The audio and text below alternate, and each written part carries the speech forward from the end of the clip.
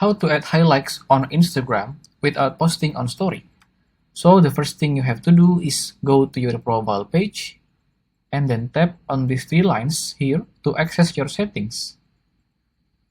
After that, you want to scroll down until you see hide story and live. You want to tap on it and then choose hide story and live from. Right here, you want to select all of your friends so they won't see when you upload the story. And tap done. You want to go back to your profile page. Then tap on plus button on your upper right corner. And tap on story. You can select your photos or videos you want to post as your Instagram highlights. Then, tap on this arrow on your lower screen and tap on Share. Then tap Add to Highlights.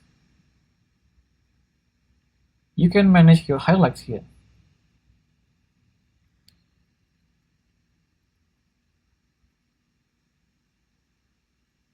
And click Done. Here you go.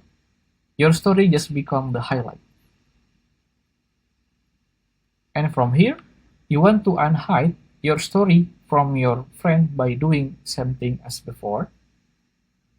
It's needed, so your story in the future will be seen by your friends later. Click Done. And don't worry, your current story will not be able for anyone to see.